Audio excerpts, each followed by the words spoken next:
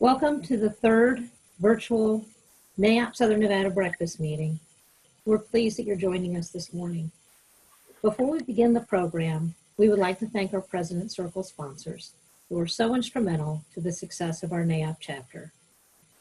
Thank you to our Platinum sponsors, Cox Business and the Howard Hughes Corporation. We also want to thank our Gold sponsors. Sorry, I'm getting a little ahead of myself. We also want to thank our Gold sponsors, DC Building Group, Kimley Horn and Associates, Majestic Realty Company, Panatone Development Company, Prologis, and Thomas and Mack Development Group. In addition, we'd like to recognize and thank each of the remaining levels of our President Circle sponsors. Thank you to our meeting sponsor, NV Energy. They've been a huge supporter of our chapter since 2001. At this time, I'd like to introduce Michelle Lindsay. Michelle is NV Energy's Business Development Executive for Southern Nevada. Michelle has spent her career in the field of energy.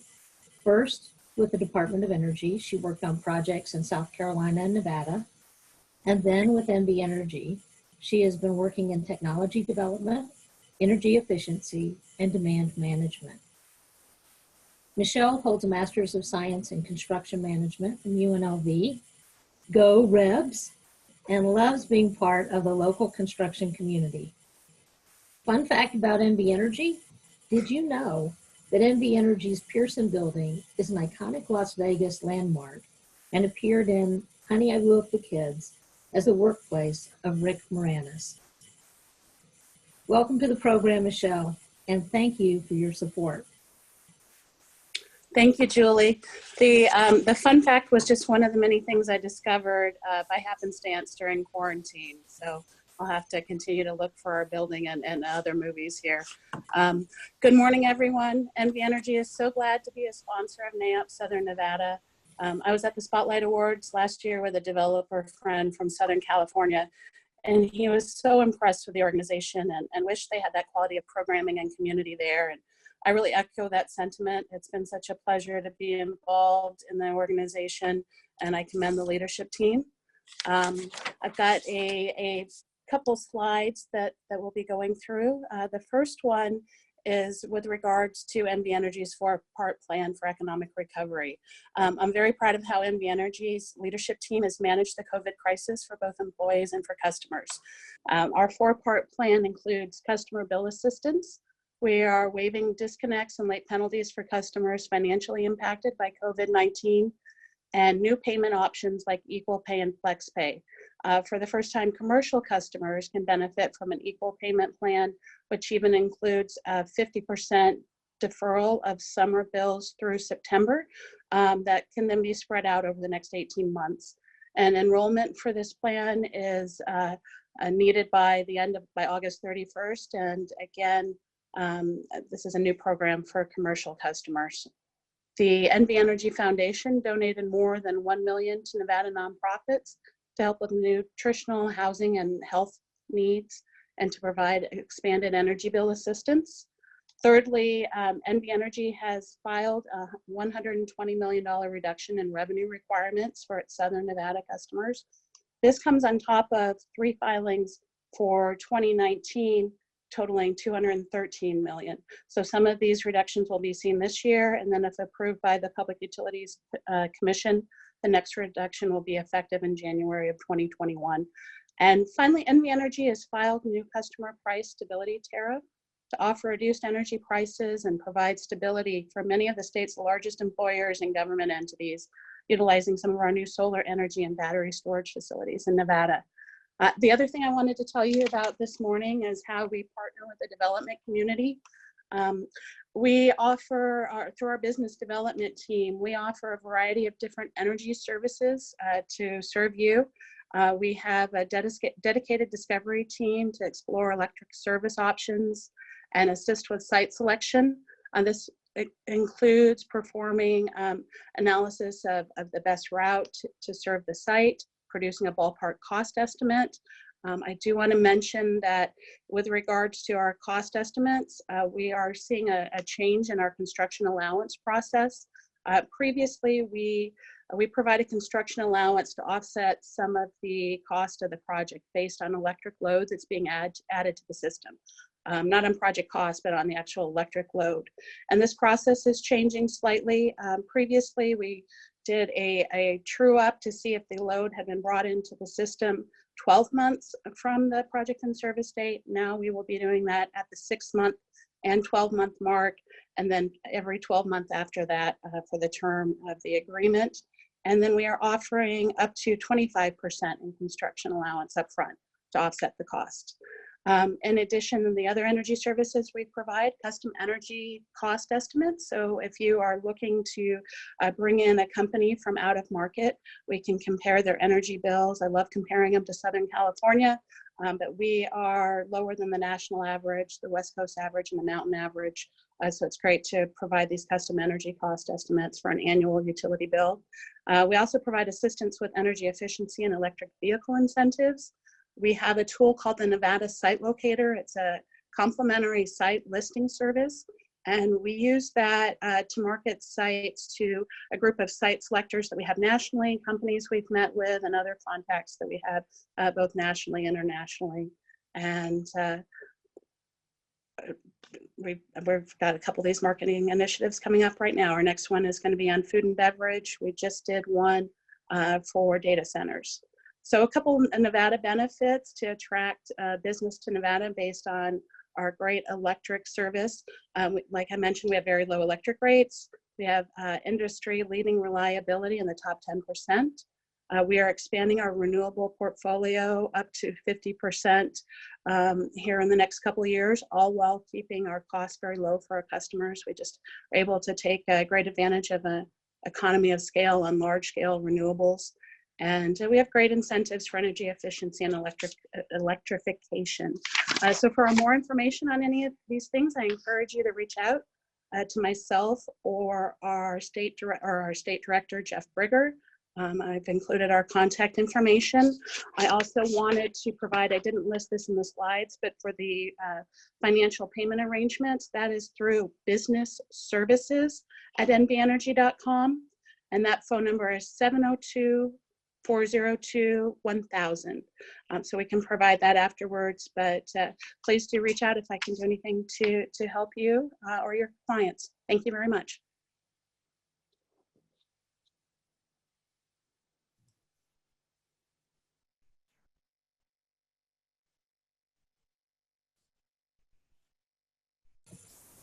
Thank you, Michelle. That was all great information for all of us. And thank you again, NB Energy, for sponsoring today's meeting. We would like to thank all of our 2020 meeting sponsors: Affordable Concepts, American Nevada Realty, Carpenter Sellers Delgado Architects, Commercial Alliance Las Vegas, Cox Business, Helix Electric, KNIT, NB Energy, and Roofing Southwest. We're also very excited to welcome our new members that have joined in the last month.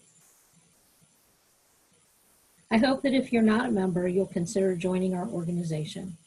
We are 572 members strong, and even during these uncertain times, we've continued to network and connect with each other through principal forums and committee meetings, presented critical information our members can use through our breakfast and education programs, and strengthened our relationships with other organizations as we've tried to navigate through this pandemic.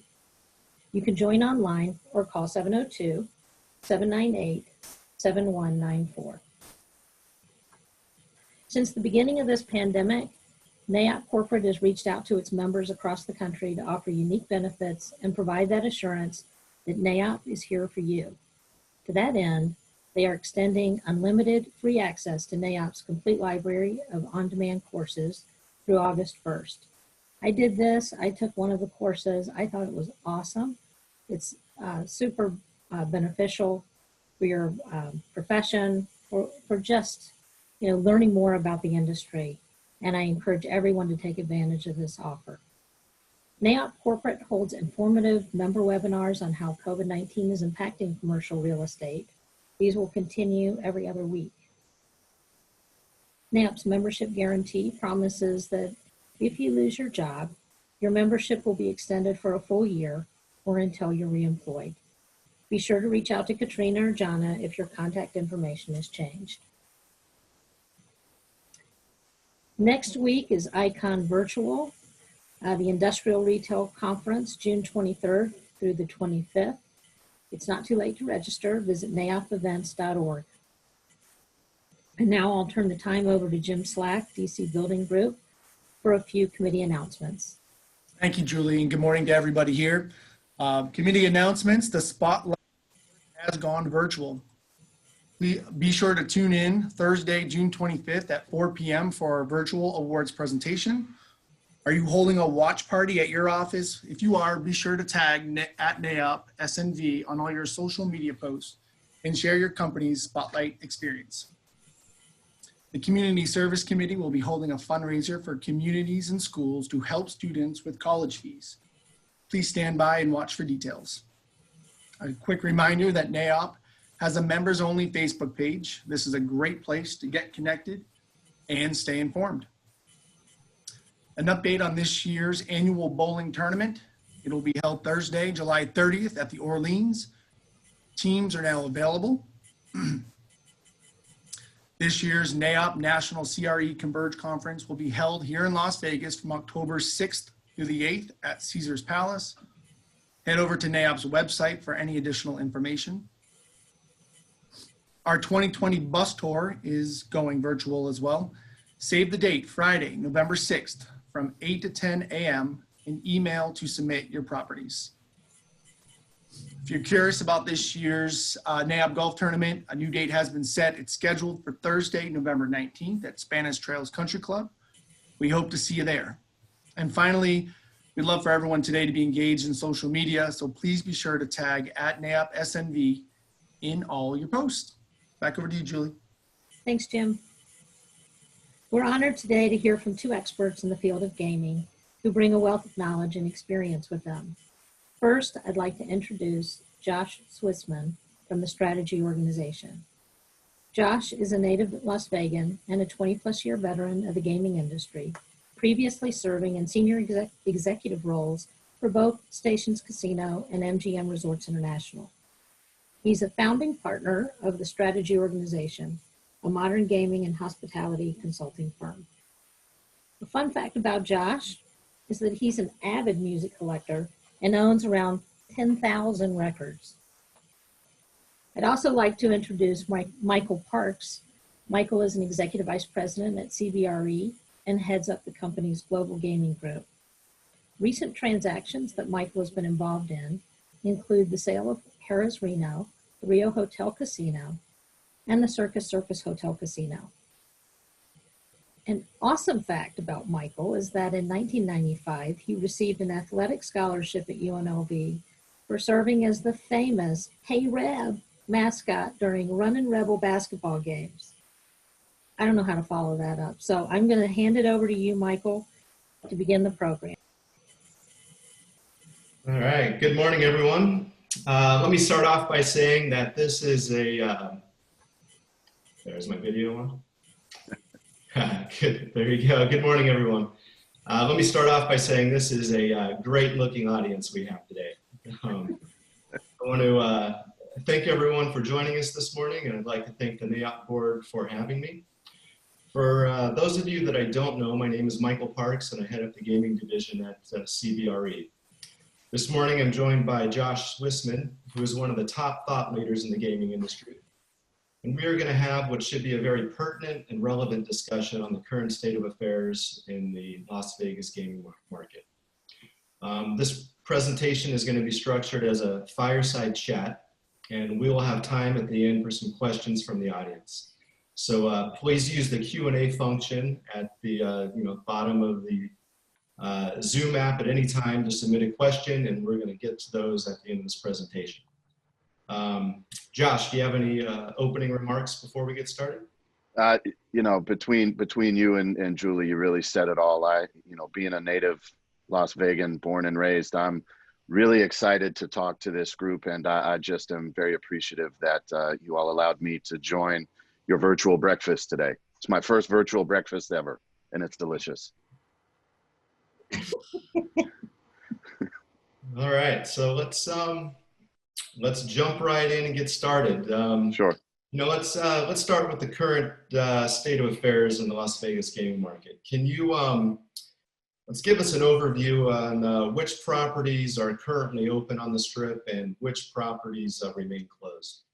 Sure. I'll just focus on the ones that are closed, and from there, you can figure out which ones are open. But really, the short answer is most every property on the Las Vegas Strip is open at this point, with a few exceptions. MGM Resorts has a couple of properties that remain closed between Park MGM and Mirage. Luxor, Aria, and Mandalay Bay are going to be opening up here in the next couple weeks. In fact, Luxor opens up a week from today, and then Aria and Mandalay Bay open up on July 1st. Caesars Entertainment also has a handful of properties that remain shut down in Bally's, Cromwell, The Link, Planet Hollywood, Rio, if you want to throw Rio into the Strip properties. They have actually today, they're opening up Paris to welcome guests back to that property. And then the last one on the Strip that remains closed is the Tropicana with Penn National Gaming. But the vast majority of the properties on the Strip are now open and welcoming guests. And out of those properties, do you think that we'll see any of those properties remain closed for a long period of time or not reopen, or do you think all of them will reopen at some point? It's a good question, and at this point, it's really anybody's guess. There are any number of economic models floating around the internet and around the country about Las Vegas. I think that by the time you get to middle of next year, the second half of next year, you will see most every property open on the Strip, unless there's a property that's closed for perhaps a transactional sale type reason, which we can talk more about later. Okay, let's shift to the downtown properties and give us an overview of kind of what's closed down there and open. Sure. Actually, downtown is up and running almost at full strength. The only property that remains closed downtown right now is Main Street Station, which is part of Boyd Gaming's portfolio. But other than that, every other property downtown is up and running. Okay, and then the locals market. What are we seeing there now? Sure. Boyd has a property that fits in the locals market that's not open yet. Eastside Cannery on the Boulder Strip, which is just literally right next door to Sam's Town. That one's not open. And then Station Casinos has 4 properties, locals properties, that are not open as well. You have Palms, which is just adjacent to the Rio that I mentioned before, Texas Station and Fiesta Rancho, which are on the north side of town, and then Fiesta Henderson, which, as the name would imply, is out there in Henderson. Those are the 4 Station Casinos properties that remain closed. But again, the majority of the properties in the locals market are open for business and up and running, which is exciting. Absolutely. So let's discuss, go back to the Strip, and 2 of the largest owners of assets on the Strip are MGM Resorts and Caesars Entertainment. Yep.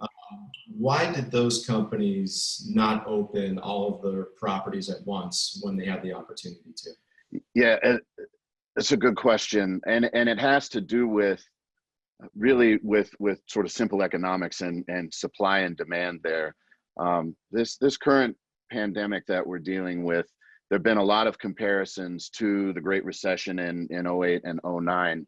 And it was on the Strip, it was a completely different environment. You had every single property open and everyone really competing for what was a decrease in demand that you were seeing from the general public.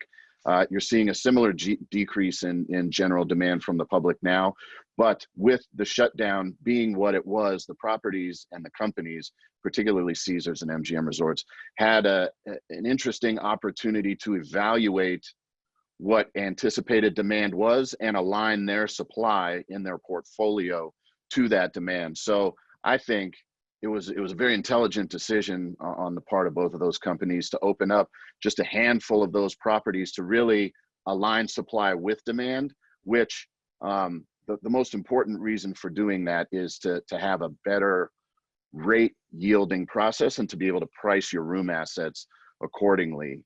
Just a fun fact, when you think about room rates, first of all, any increase that you can make to room rates, basically 100% of that extra revenue goes straight to the bottom line. And to put things in perspective, a simple $1 increase in room rate for a 3,000 room hotel on the Strip can net basically $1 million in annual profit incremental. So it sounds like a very small change, but when you look at things on an annual basis and across 3,000 rooms, it has a pretty tremendous impact on the bottom line. So it's very important and was a very strategic move on their part. Okay, great. Do you, we've talked about kind of the supply and demand on the Strip. Do you think will the same economic recovery model apply to downtown Las Vegas and the locals market? No, I think that you'll see three very different economic recovery timelines, and the biggest reason why those three are going to be very different has to do with two things. One, distance to the submarket that we're talking about from its main sort of customer base, and more importantly, the second factor being the return of mass availability of airlift into town. So when I think about the Strip, for instance, I see a much longer economic recovery model coming into play for a number of different reasons. One, the room rates tend to be a bit higher, so there is additional planning that's required to and additional saving that's required to book that trip.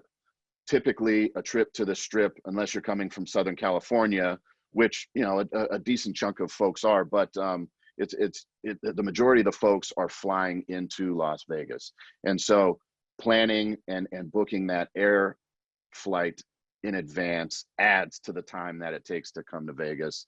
And so those couple things, particularly when there aren't as many air flights available to come into Vegas and to leave Vegas, will lead to a more protracted recovery model for Las Vegas.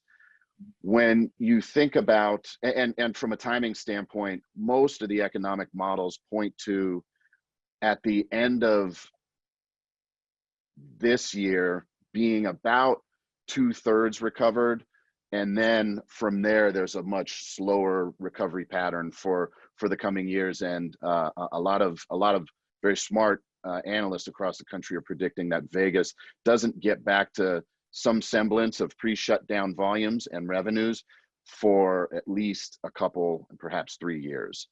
But there's a quick sort of ramp up to get back to about 2/3, 70%, and then a slow recovery to make up that other 30%. When you think about the downtown market and the correspondingly lower hotel rates that are tied to most of the downtown casinos, that submarket typically attracts a drive-in market, mostly from Southern California, but also from Arizona and other surrounding areas. And the elimination of air flight for most of those guests means that there will be a shorter recovery curve for the downtown markets. And so you'll start to see, and you've already seen, business volumes bounce back in a pretty substantial way. And with some new inventory that's coming online in the downtown market, that only further bolsters that market for recovery. And it's probably one big indicator why you see all but one hotel open on the downtown sort of submarket of Las Vegas, and you see still a number of casinos not open on the Strip. If you shift over to the local market, people really aren't having to do much planning in terms of going to their casino. They're literally right down the street from the majority of the guests that frequent them. And so there will be a relatively quick recovery model that's tied to the local gaming market. There's one underpinning factor that we need to think about for all three of those submarkets, and that is the fact that it's not lost on me that the majority of the people in the country are going through some significant financial pressures right now tied to the shutdown, and that financial pressure, which is going to be with us for a long period of time, will be a downward pressure on all three of those recovery models. But that's, as I look at the industry, and particularly as I look at the great city of Las Vegas and the submarkets that make up the gaming industry here, that's how I see the recovery models playing out. Okay, great. Let's discuss those kind of revenues and what the ramp up looks like. Sure. Prior to COVID, gaming revenues accounted for approximately 30% of total revenues for a strip asset, with the remaining 70% of the revenues coming from rooms, F&B, entertainment. Do you see this kind of revenue split changing in the short term during the ramp up period? And what do you think that's going to look like? Yeah, I do see that revenue split shifting a bit. I've been saying for a few weeks now that Vegas is going a bit old school, and I think the revenue makeup goes a bit old school as well. And what I mean by that is gaming likely becomes the majority of the revenue stream, particularly on the Las Vegas Strip, for some time. And there are a bunch of reasons factoring into that statement. First is, it gets back to hotel room revenue. Rates aren't what they were pre-shutdown, and I don't think that hotel rates return to pre-shutdown levels for a significant period of time. You may see some strong rates on the weekends, as folks start to come back for quick getaways and road trip vacations. However, there's a big chunk in the middle of the week that is going to be tough to manage from a room rate standpoint, because there is going to be a lack of group and business volume, which is typically what allows hotel companies on the Strip to increase their rates from Sunday night through to Thursday night. Without that volume and that demand coming from the group side of things, you are going to see lower rates during the midweek time periods. And so because of that, there's going to be substantially less room revenue tied to things. With what's going on the food and beverage side of things in the gaming industry, and the significantly reduced capacity that you're seeing at restaurants, and just the fact that all restaurant outlets aren't open yet, with the exception of Wynn Resorts, who has every single restaurant outlet open, including their buffet, which is great. You'll see food and beverage revenues be depressed. And then the big one here is entertainment. With the lack of really any entertainment offerings on the Strip, save some small lounge acts that dot the Las Vegas Strip, you're going to see a pretty big decrease in revenue from the entertainment vertical, and that's going to push well throughout the end of this year as the operators try and figure out how to have large-scale revenues in T-Mobile Arena and all the various large-scale showrooms around the Strip operate again in a healthy and manageable way. So because of that, gaming now takes center stage, and even though there are only 50% or so of the gaming positions available, people are coming in, and at least in the beginning, there's been a bit of pent-up demand. And even with the 50% of gaming positions shut down, gaming revenues have really started to show a nice uptick there. And so overall, what that means is that total revenues will be depressed. Gaming revenues will end up making the bulk of those revenues, with all of the other typical big contributors to revenue of a big integrated resort playing a backseat for some time. Okay. I'd like to remind everyone, if you have questions, please use the Q&A function on the bottom of your screen so we can get to those questions shortly. So please don't be shy. Ask whatever you want. Not sure we'll answer your questions, but it doesn't hurt to ask them. Let's talk about looking forward. You know, we have a few properties in town that are scheduled to open within the next 12 months. You know, it was announced this week that Circa downtown plans to open their casino now in October. The Virgin Hotel and Casino is scheduled to open in December of this year. And we've got Resorts World, which is still scheduled to open in, I believe, August of next year. What does this added supply do to the market while it's in recovery mode? And does it, you know, make the recovery take that much longer because of this new supply coming on the market? Yeah, I don't think it makes the recovery, I don't think it extends the recovery. I think the recovery will be driven by a ton of factors, some of which we talked about that the industry can influence. And then there are a whole host of factors that exist from a more macro perspective, macroeconomic and other factors, which will be the biggest dictators of the road to recovery here. That said, I do think that the introduction of some of these properties, particularly when you look at Resorts World coming online next year, that's a 3,500 room property with a collection of the different Hilton brands underneath it. That is going to add a relatively significant amount of room inventory to the Las Vegas Strip. And you know, when you look at 2021, and particularly the second half of 2021, the good news for Resorts World and for the rest of the properties operating on the Strip is that you will see upwards of a 70% economic model recovery there.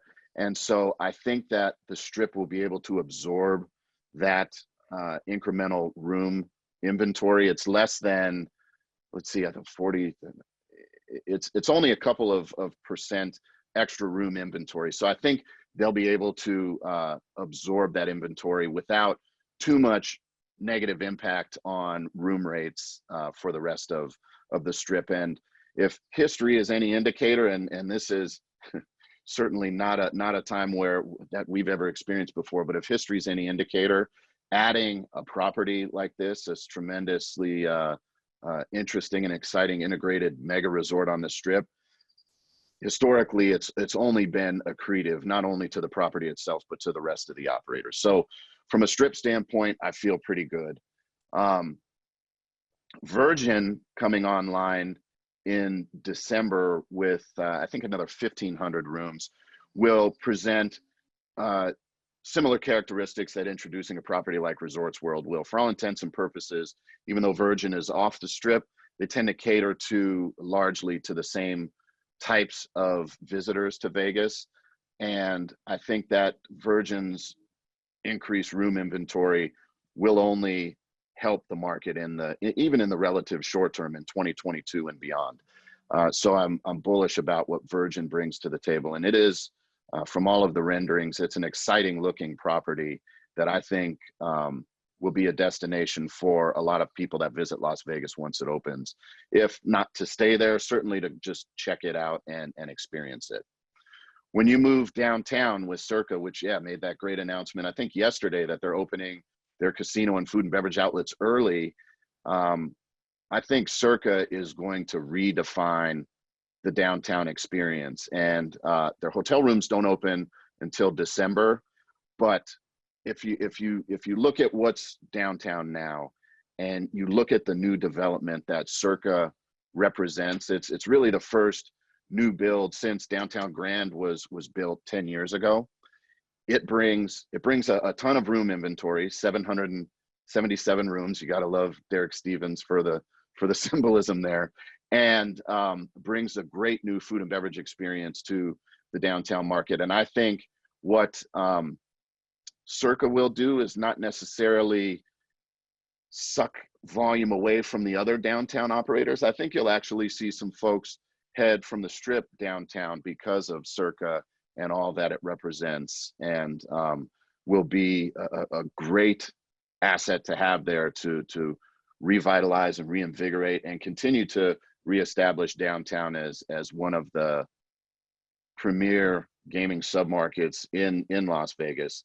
If you just look at the trend of their gaming revenues, they've been growing pretty steadily for a long time, obviously pre-shutdown, and this will only help accelerate that once volumes start to get back to normal. All right, great. So, can I ask you some questions? I know that you're the sort of the moderator here, but I have a few questions that I've been dying to ask you. Sure, we got a few minutes before questions. Go ahead. Okay. So, Michael,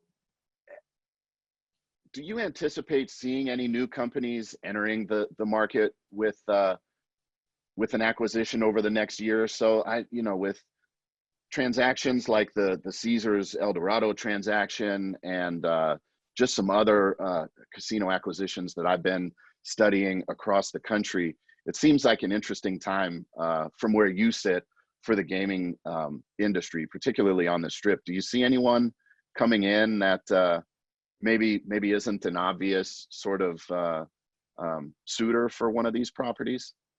Yeah, absolutely. It's a good question. And I believe, we've started to see this trend over the past 12 to 24 months with new entries into the market. Examples of that are the real estate development group out of New York who purchased the Rio last year. Yeah. The group that purchased the Hard Rock and is converting it to a Virgin. And then, of course, you've got Resorts World, who will be a new operator in the market. And then even the Witkoff Group, who purchased the old Fontainebleau and the Drew, if they get that project up and running, will be a new kind of player in the market. So I do see that trend continuing over the next 12 months. I think it's likely that we see a new owner of the Tropicana on the south end of the Strip. It's likely we see a real estate development company or someone that's not in the market take over that property and reposition. Yeah. And then, it's likely, at least there's been speculation that once the El Dorado and Caesars merger is complete, that El Dorado is likely to sell one of the properties on the Strip.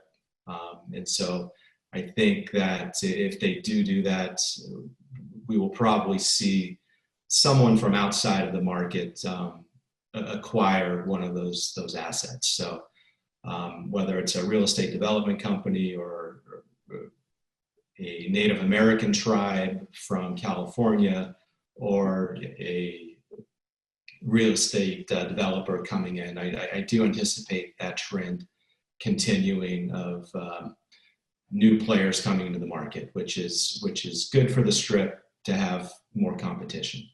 Yeah, definitely. And Hard Rock International, which coincidentally just a couple days ago came to reclaim all of their memorabilia from what will ultimately be Virgin, has made some not so subtle hints that that they're looking to get back into the Las Vegas market too. In fact, all of the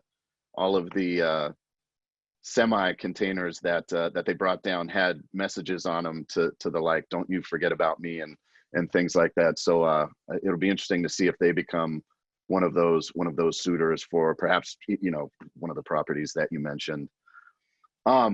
So with what you're seeing now and knowing that there's that undercurrent of potential interest down the road, what do you think land value for parcels that are on the Strip, what does that look like post-COVID? Has it gone down? Will it go back up? We talked about the economic recovery model of sort of the operations of the Strip. What does the economic model of the land value of on the Strip look like? Yeah, absolutely. So land values and recent transactions for land on the Strip have really been all over the place over the past, let's call it 3 years.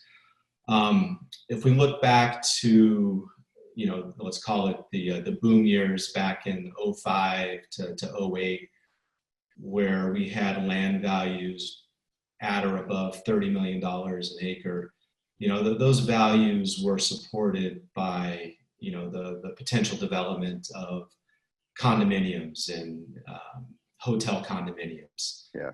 Because, the land value was minimus based on the amount of density you can get on a piece of property.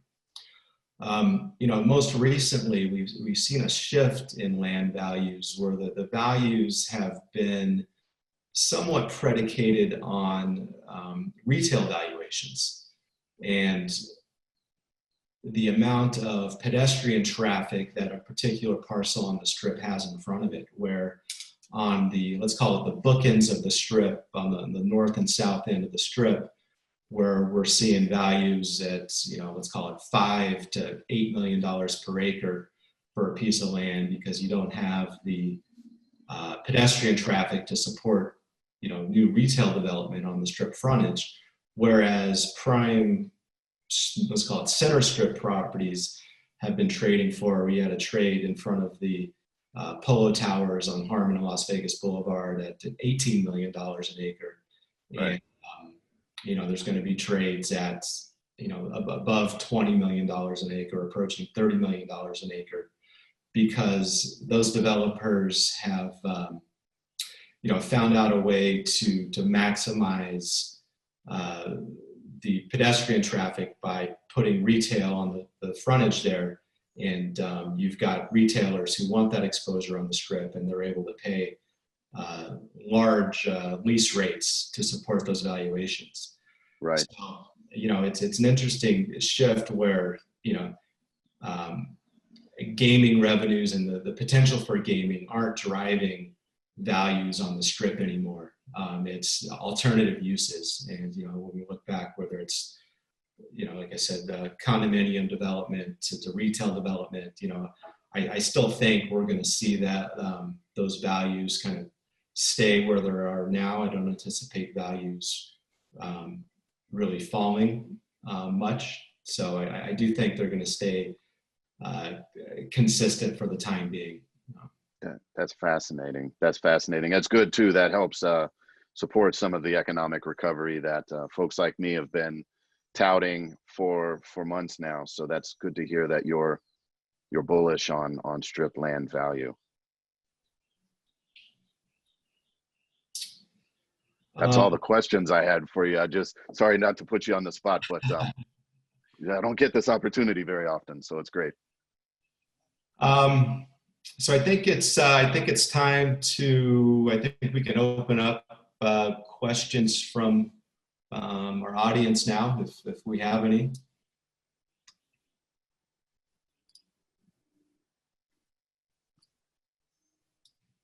Hi, good morning, Michael and Josh.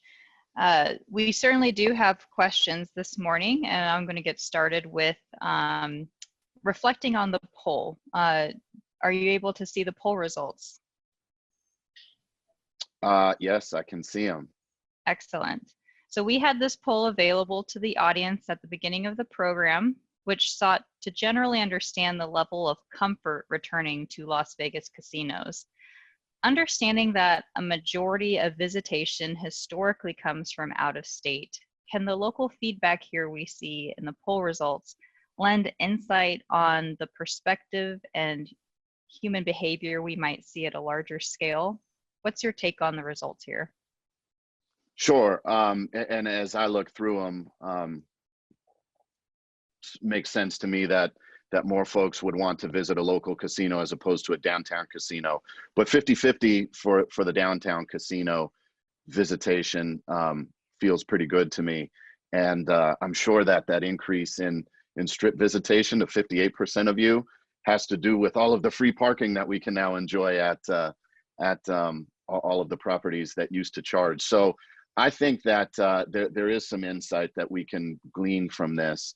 And what this shows me is that just to be a bit somber here for a minute, there's still a long way to go in getting folks comfortable.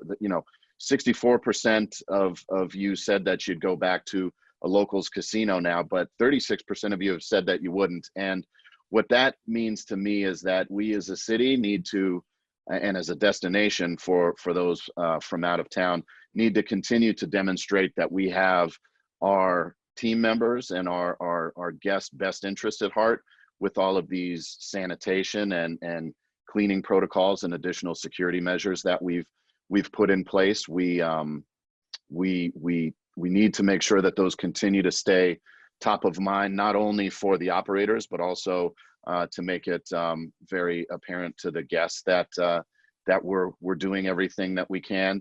In fact, to add to that, just late last night, actually, hot off the press, the Gaming Control Board in Nevada has decided now to make masks mandatory at table games, particularly table games that don't have the plexiglass partitions that I'm sure you've all seen throughout the last several weeks in the newspaper. So to me, that all is in line and points to the fact that we're doing a good job and we're getting folks comfortable with going back into these casinos and resorts, whether we're talking about the locals market, the downtown market, or even on the strip. But we still have a long way to go to make those percentages tied to folks that aren't necessarily ready to go into a property yet, to get them comfortable with the fact that it's okay to go back to a casino. It's okay to eat at some of your favorite restaurants in these places, and it's okay to play there. So that's Mariana. That's what I take away from these results when I look at them. Great, thank you. And going back to your comment there about the new mandate from the gaming board, it was on the cover page of the Review Journal this morning. Yes. Do you think that will have any financial effect on gaming play? Well, that's a good question. I think the answer is no. I think that particularly right now, I think what you're seeing in terms of people coming back to Vegas, whether they're wearing masks or not, these are some of Vegas's biggest fans, right? These are their biggest advocates. And when you hear about pent-up demand, when you read those newspaper articles in the RJ and elsewhere, that is those folks are the physical embodiment of that pent-up demand. And I think whether or not you have to wear a mask at a table game isn't really going to affect gaming revenues very much. If anything, it might help gaming revenues grow in the short term, because that is a more definitive step that the Gaming Control Board's taking, and may perhaps make some folks feel that much more comfortable with showing up to Vegas and staying at one of these resorts. So I don't think it has much of a negative impact at all. Great, thank you. Sure.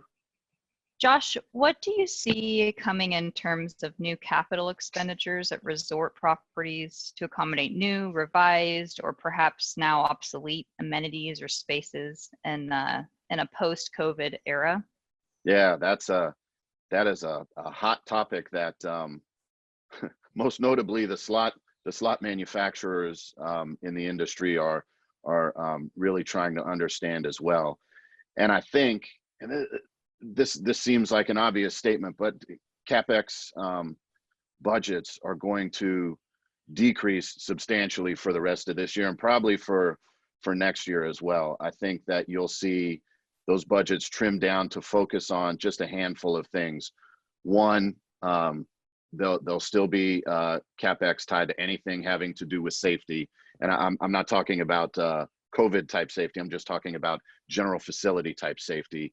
That is just a little bit of inside baseball here. That is always at the top of everyone's CapEx budget list, and is typically the thing that never gets cut. So that's number one. Number two, I think you will see some, depending on the operator, some significant-ish budget tied to modification of existing assets in order to accommodate a post COVID-19 shutdown world, and you'll see things like automation and touchless type capital expenditures come into play. You look at Park MGM and the interesting sort of touchless, less human interaction required check-in experience that they have, and I think a lot of properties are going to head that way in the future. I think the technology of putting the room key on people's mobile devices so that they don't have to worry about exchanging keys back and forth. I think that things like that become a big deal too. I think in the, excuse me, in the area of food and beverage, I think that automation becomes pretty interesting and probably a pretty warranted CapEx expense as well. With, you've seen the Tipsy robot, the automated robot bartenders. I've seen similar technology around the creation of salads and not having a human actually make any number of different salads. There are now salad robots that can do that. So I think that will be an area where you'll continue to see capital expense happening. And then it falls off probably pretty quickly from there. I think you'll see just some general preventative maintenance slow down a bit, but particularly for some of the more luxury oriented properties, you're still going to see them taking care of their physical plant and making it as beautiful and as fresh and new as possible. But slot capital probably decreases pretty dramatically for the next 18 months or so. I think new showrooms and new restaurant concepts and any other new structural capital expenditures probably slows down for the next 18 months as well. Great, thank you. And Michael, please, by any means, feel free to jump in if you have any additional feedback to the questions. This is intended to be directed to you both. Yeah, absolutely. The next question we have is, how should we be thinking about employment cascading from the resort corridor to the local economy at this point? Yeah, that's a big question. And if I'm looking for the silver lining in all of this, I think it's great that a significant percentage of employees are able to get back to work. Employees in the gaming business I'm referring to are able to get back to work. But it is a different era now. It's a different industry now. And the operators that are going to be successful in the long term are going to be those that are capable of doing more with less in terms of resources. And that's going to mean that there likely are going to be folks that won't have their jobs to go back to when all of this is said and done. And so there will be some of those furloughs that unfortunately will turn into layoffs. Just looking at Northern Nevada, for instance, Harrah's up in Reno made an announcement just yesterday that they're having to officially lay off a significant number of folks in their workforce. And I think that you'll see that continue to be the case, not only in Nevada, but throughout the gaming industry. Do you see any volatility in the Strip corridor land prices over the next year? Yeah, I think we touched on this a little bit earlier, but I don't anticipate seeing a lot of volatility in Strip land prices. One, I think that sellers, for the most part, aren't in a position where they will need to fire sale any of the properties. So I think they'll be able to hold on and wait to get to any values that they want before they sell. And two, I don't anticipate a lot of demand for new development on the Strip for a while. So I don't anticipate really seeing any or a lot of transactions for Strip real estate in the next couple of years until we get back to some normalcy from a revenue perspective. So because of that, I don't anticipate really any volatility from a land pricing perspective. How about any mergers coming with big strip operators? Well, you've got the big one that's in process with Caesars and El Dorado. So for the time being, that seems to be on track for a potential closing in July. You've got a couple more steps that need to happen in order for that merger to close. The big one is the ruling from the FTC, which I think we're anticipating to hear from the FTC hopefully next week or the week after that. And then you've got 3 more states that need to approve the merger, which Indiana has a hearing set for July 10th. And then it's anticipated that once the FTC rules, that Nevada and New Jersey will hold special sessions to approve the merger. So once that is completed, I don't know that we'll see any big M&A activity on the Strip. It's been rumored that potentially Wynn Resorts could be in play, but other than that, I think we'll be status quo for a while and without any other big transactions happening on Las Vegas Boulevard.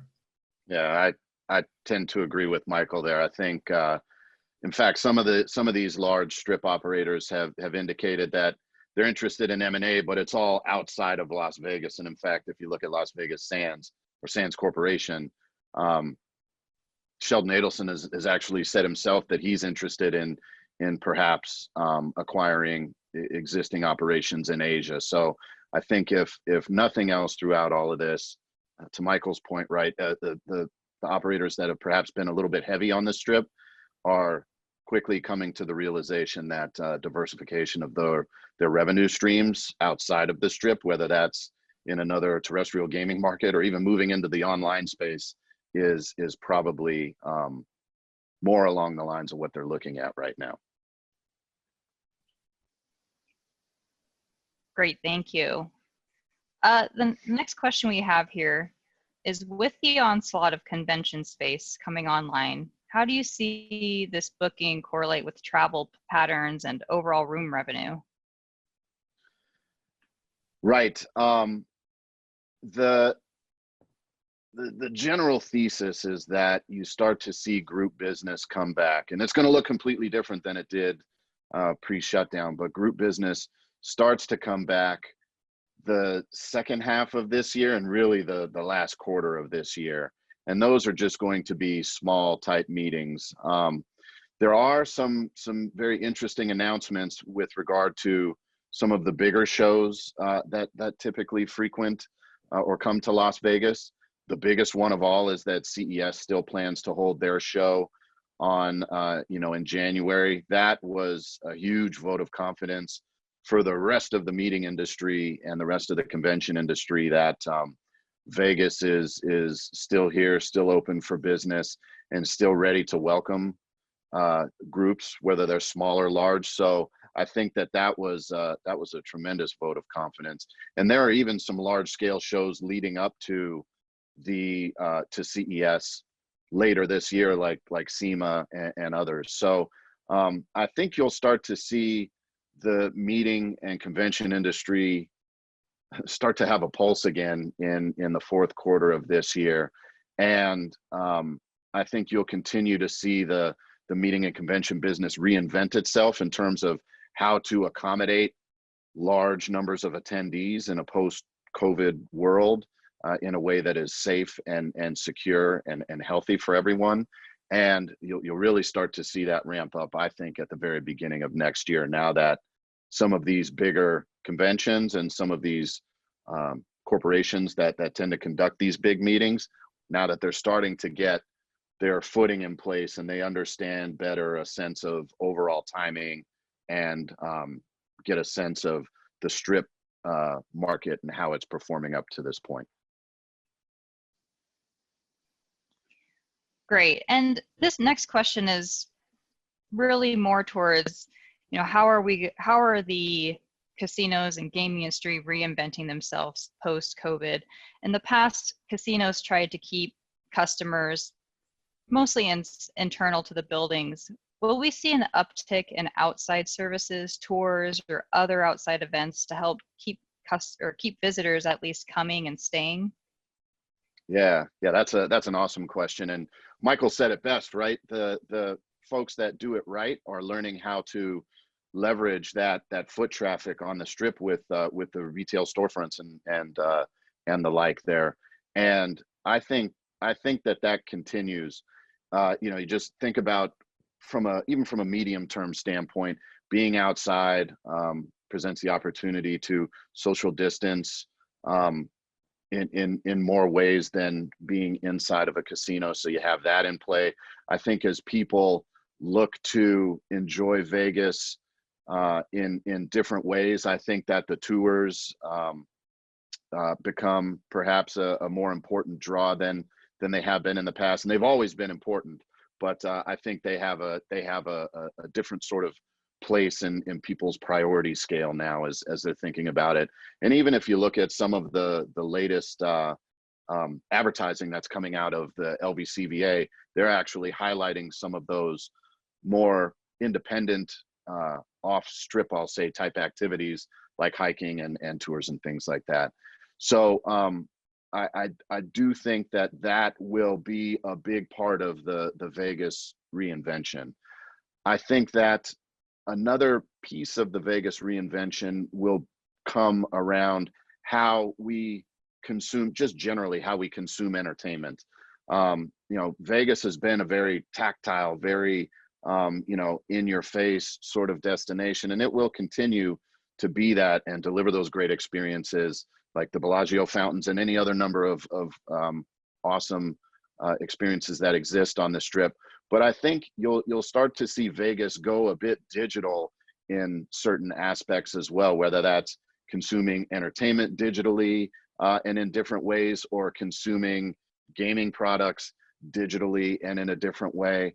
I don't think that it detracts from the destination at all. I think if anything, it enhances the destination and is the next chapter in what's made Vegas what it always is an amazing place to go that is constantly reinventing itself and leading the curve for the rest of the country to follow when it comes to defining what entertainment experience ought to be.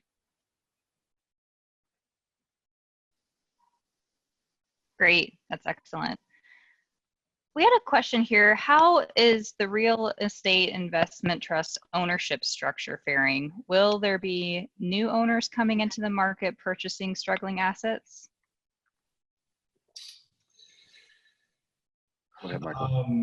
Those are two different questions, but I think a lot of people were, I don't want to say worried, but interested to see how these gaming REITs were going to fare in this downturn. Obviously, with the Strip shut down and no revenues coming in, all of the companies that have gone to a REIT structure were fortunate enough, for the most part, to have enough cash on hand to continue making those lease payments. We had a number of big transactions at the end of last year involving MGM and their sale of the Bellagio to Blackstone, and then the follow-up transactions with the sale of MGM Grand and Mandalay Bay. And MGM had enough cash on hand to weather the storm and remain current on those lease payments.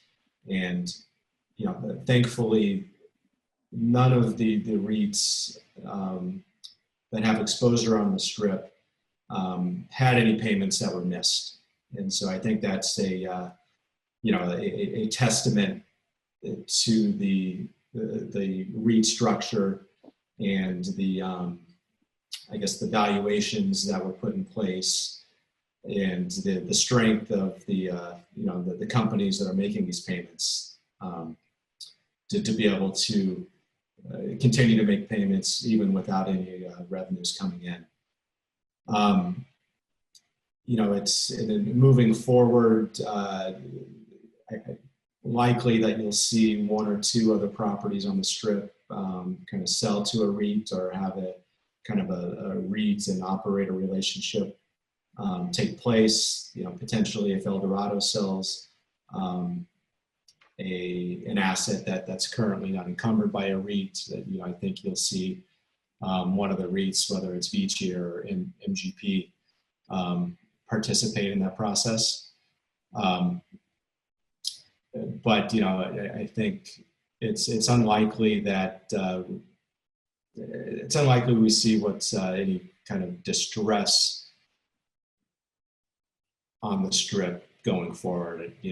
It's I think most of the owners and the operators have enough liquidity now to kind of weather the storm. So I think that's good for the industry.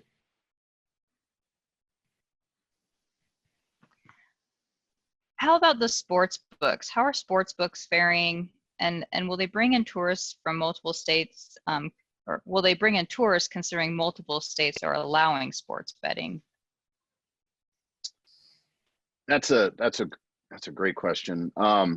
And I'm pretty passionate about this. I think that the proliferation of sports betting throughout the country is a great thing for the industry.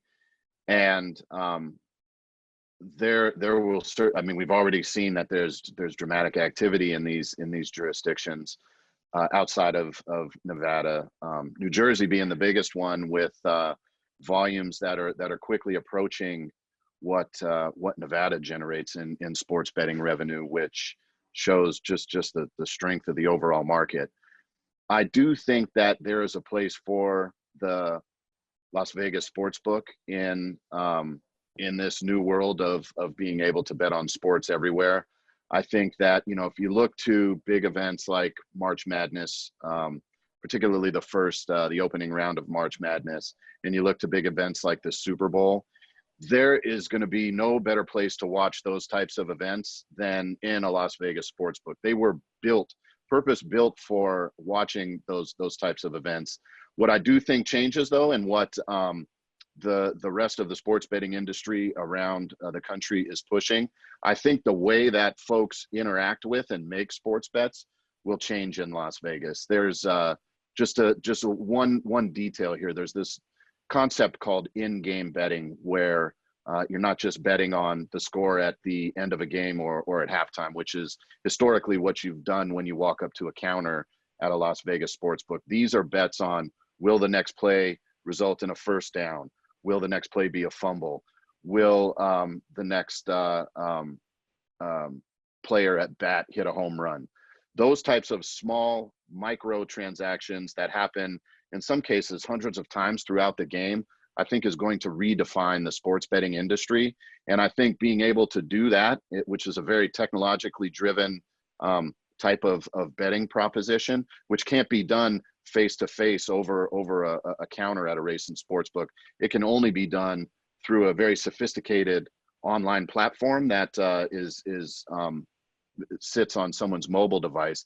That is going to take the Las Vegas experience in a sportsbook and just put it on steroids and make it such a great place to watch these events. So yes, there will be more people placing bets outside of Las Vegas. I still think that there's a big place for sports books in Las Vegas for the reasons that I just outlined. Great, thank you. This question goes back to our discussion just a few minutes prior regarding how the Strip could be transforming itself to, I guess, present more outdoor options for guests. The LVCVA designed their new parking areas specifically for outdoor shows. Is this an example, and can we see more serious consideration for making the Strip more pedestrian friendly, possibly more pedestrian only? What are your thoughts on that? I think that's going to be tough, just because we have a large percentage of visitors to the Strip who still arrive by car, and so having that circulation and ingress and egress for vehicular traffic is still going to be important to get guests to Las Vegas. So I don't see or foresee, a full shutdown of the strip or making it, pedestrian only in the future. Hopefully there are new ways to get people around on the strip. We'll see if the Boring Company's project is successful in moving people around. I think that's an exciting project for the strip, starting underneath the convention center, and then hopefully expanding out to Wynn and Resorts World, and then eventually going to the stadium and connecting with all the strip resorts. So, I think that will help to get people around, but I still think that that the strip will still need to be utilized for vehicular traffic, because that it is a major mode of transportation for people coming to Las Vegas. Yeah, I totally agree with Michael there. I do think, though, that there will be some more interesting indoor-outdoor type experiences. I don't know that'll be to quite the scale that LVCVA is thinking about with their parking facility, but I do think that you'll see more restaurants and other offerings with outdoor patios, just to get people out into the fresh air and to experience that part of the strip as well. So nightclubs and day clubs have been a huge part of the entertainment industry here. What's your guys' take on with so much space inside resorts for these venues, what's happening to them? What's going to happen in the future? So I think, yeah, this one's an interesting one, just because any sort of physical distancing is really a challenge to put in place in an area like a nightclub. So short term, meaning the rest of this year, I think nightclubs have a tough go. But seeing the energy and momentum that nightclubs have generated up to the shutdown, I think that there is going to be a place for the nightclub and day club type experience in the future. I think that they ultimately end up bouncing back. I think what you'll see is a complete shifting of their business model, which had started to gravitate to a very talent-centric model. And what I mean by that is we had, there were some amazing rates being paid for some of these world famous DJs from around the globe to come and play in these nightclubs. And I think with the new business model post shutdown, I think that nightclubs are going to have to retool when it comes to figuring out how to deliver a great sort of entertainment and talent experience without paying as much money for these super high priced, super world famous DJs. I think that is ultimately what the experience will look like in the future. Probably on somewhat of a reduced capacity, at least for some time. Great. So this is going to be the last question. We're running out of time here. Really think all this information was really informative. We've had a lot of great feedback throughout the program. So thank you both. The COVID-19 pandemic has obviously been a very unique and challenging time for the gaming industry in Nevada. What's your take on some positives that have come out of this, and what are you both most looking forward to in the future? I'll go first on that one. What I'm looking forward to most is the innovation that you're already starting to see in certain areas of the business. We haven't scratched the surface on that type of innovation that will run throughout every facet of the industry. I think, as you mentioned sports betting before, Mariana, and I think that the proliferation of sports betting will continue throughout the country and be a way that the gaming industry will diversify its offering. I think the same thing for online gaming it had sort of died down in terms of momentum. I think you'll see the interest in online gaming shoot through the roof again. That extends to other online areas like social gaming, which will become big factors in the future. And then getting back to the properties themselves, the innovation around the operating model is going to be so exciting to watch. From, I mentioned some things around food and beverage automation before. As properties try and do more with less in terms of staffing levels, that in and of itself will breed innovation. And I've said it before, if necessity is the mother of invention, crises and shutdown are certainly the grandparents of invention. And I can't wait to see what we do next in terms of all of the great things that we're going to do to make this industry better and to bounce back. Yep, absolutely. And, just along the same sentiments, we've got some extremely smart operators on the Las Vegas Strip. And, this industry has overcome diversity numerous times throughout the history of Las Vegas. And so I don't believe that this will be any different, and that we should be able to come out of this stronger and better as an industry and as a community. And so, I'm looking forward to putting all of this behind us, packing in with 65,000 people into Allegiant Stadium, and, having cocktails with all of you. So fingers crossed that that happens sooner rather than later. Excellent. Well, thank you both for your time, and thank you to the audience for the great questions. With that, I'm going to hand it back off to Julie. Thanks, Mariana. And thank you again to Michael and Josh, as well as our breakfast meeting sponsor, NB Energy, and to all of you for participating in our third virtual breakfast meeting. Please take a moment to take the survey after today's program. We'll see you on July 16th at our next breakfast meeting, hopefully in person, but if we don't, we'll see you virtually. And until then, be safe and be well.